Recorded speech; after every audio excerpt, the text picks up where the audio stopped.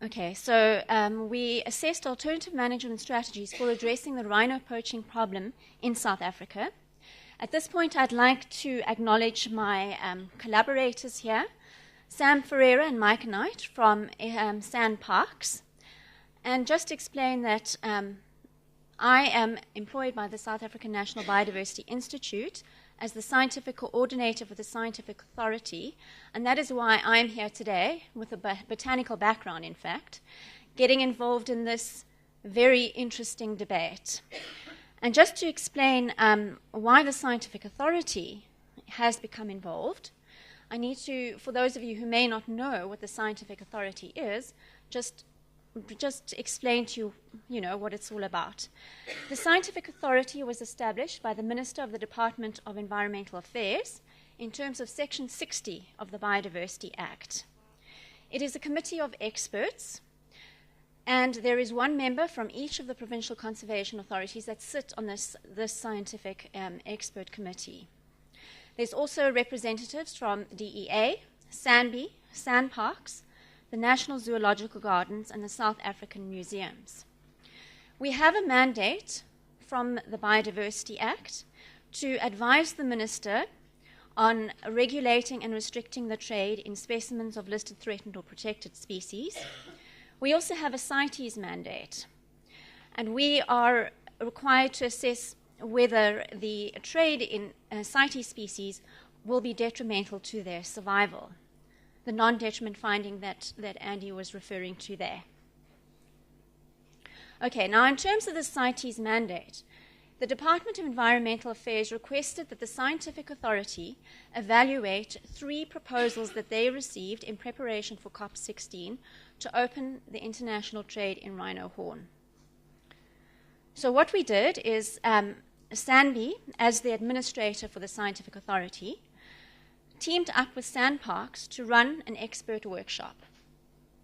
30 of the 45 invited participants attended this workshop, and they represented a broad spectrum of expert interests and knowledge in the fields of economics, law, enforcement and compliance, conservation science, and ethics. Stakeholders were also invited to represent various value systems, including conservation, animal welfare, animal rights, national and provincial government, and private ownership.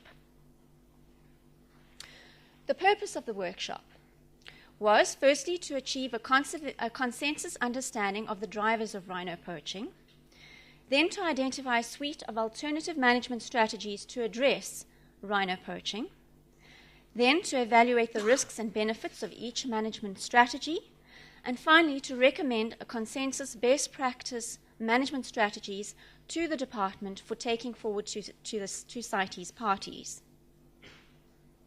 What we first did was come up with 6 objectives that these management strategies should achieve, and weighted them from essential to somewhat important.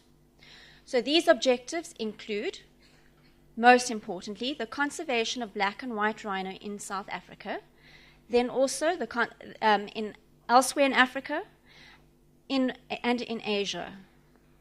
Other objectives included the conservation of other biodiversity values, sustained direct and indirect economic values of both rhino species, and finally, expectations of and benefits to stakeholders within range as well as consumer states.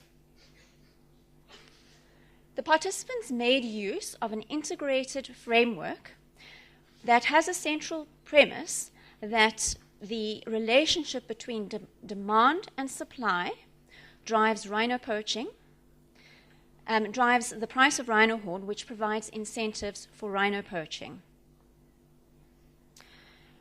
Participants agreed on a common understanding that price is negatively associated with the volume of a commodity, in this case, the supply or availability of rhino horn, and that the incentive for poaching increases non-linearly with the increase in the price of rhino horn. And at some point, there is a threshold where the incentives provided by the price of rhino horn significantly outweigh the disincentives from anti-poaching measures.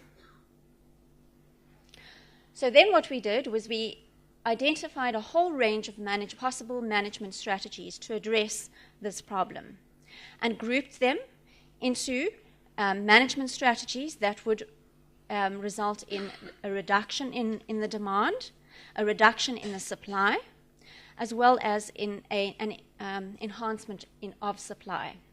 And then we prioritized 5 of these management strategies to evaluate further in the process. And we did this evaluation using a risk-benefit analysis, where risks and benefits, as well as costs, were identified for each management strategy. And these were then scored with scores ranging between 1 and 4, 1 indicative of very low scores, a very low value, and 4 very high value. Just as an example, a risk identified for the status quo management strategy was reduced conservation actions for other biodiversity components. That was given a score for impact of 4, a high score for likelihood of 4, and a high score of 4 for certainty. So just to run through the outcomes of the process, firstly, what we're doing at the moment, which is direct disincentives, the status quo management strategy. This would also include marginally improved law enforcement and anti-poaching efforts in order to disrupt crime syndicates and provide direct disincentives for poaching. It was anticipated that this management strategy would actually result in an increase in the demand-supply ratio and an increase of poaching incentives. Overall, the risk-benefit analysis indicated that the risks substantially exceed the benefits. Moving on to the next management strategy, which would include the status quo, what we're doing now, and intensified diplomatic awareness in consumer and transit states. It was anticipated that there may be a reduction in the demand-supply ratio and a reduction in poaching incentives. But overall, this management strategy carried more risks than benefits. Then we looked at a strategy which would involve exporting live rhino to consumer states, where the horn would then be harvested in those consumer states. This management strategy involves the status quo condition, plus the continued ban on the domestic and international trade in rhino horn, and a leasing option where there would be benefit sharing between the range and consumer states. It was anticipated that this would result in a limited decrease in the demand-supply ratio and poaching incentives, and this strategy provided more benefits than risks. Then the 4th management strategy is essentially opening the domestic trade in rhino horn, but it was anticipated that there would be relatively little change in the global demand-supply ratio and limited influence on rhino horn price and incentives for poaching, and overall the risks and benefits are nearly equal.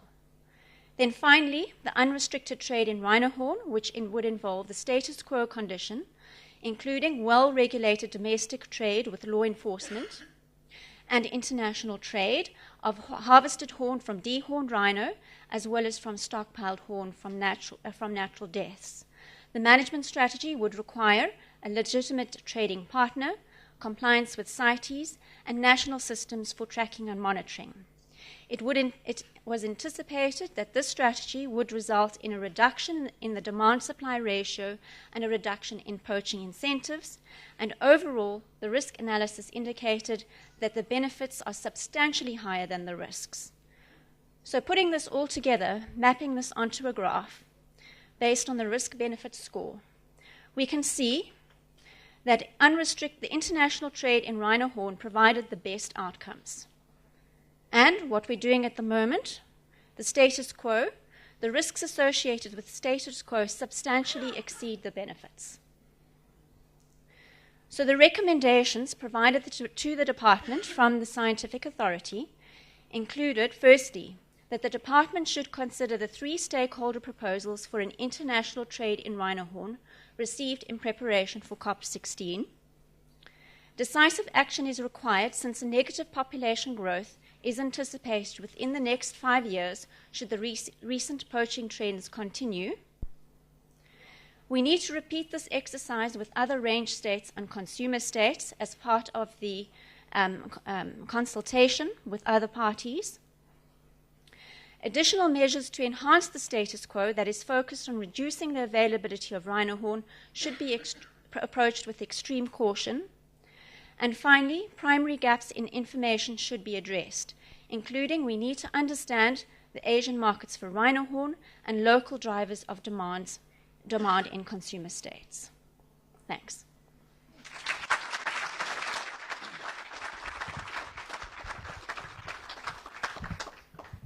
Thank you very much, Michele. Well done.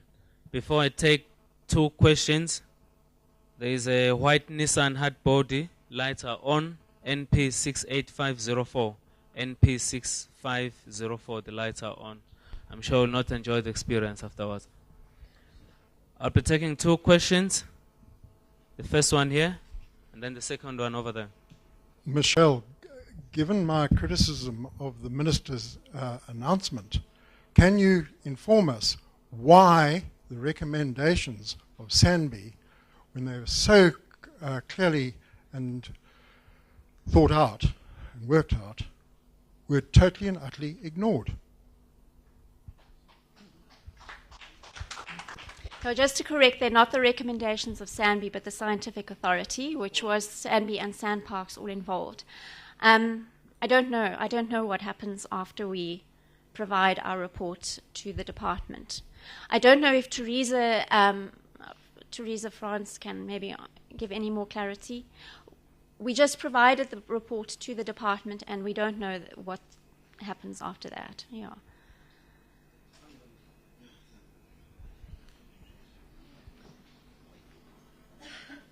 Before I come to Richard, I'll take the... Oh, okay. Thank you. Thank you, Michele. Maybe if you just go back to your second last slide, I think we need to understand that there is a process of consultation required with range states. So the department, as I understand it, has not had sufficient time to conduct those consultations. But you cannot take a proposal to CITES unless you have sufficiently consulted range states and consumer states. So I think in this case with the Vietnamese, I think the reference made to a MOU, that kind of process, all of those processes need to dovetail. And I think given the time period, there just wasn't sufficient time.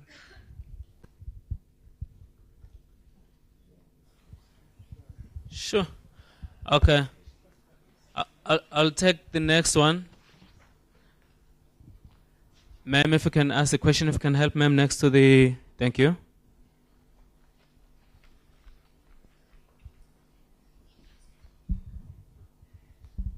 Wendy Annika from SANParks. I just want to know, because I don't, how robust the risk analysis method is and results, and what the literature says on how often those are correct. Because we know how often humans act, or there are unintended consequences to those kind of results. Yeah, you're asking me a difficult question because I'm not... Sam Ferreira is the expert on the actual method, and I believe it's SANParks' method too, so maybe you can answer your own question.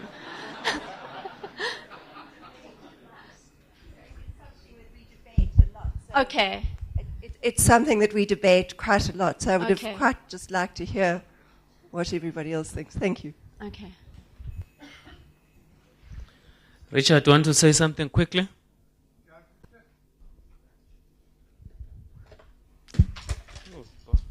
It was just to put things in context that there has been a rhino issues manager.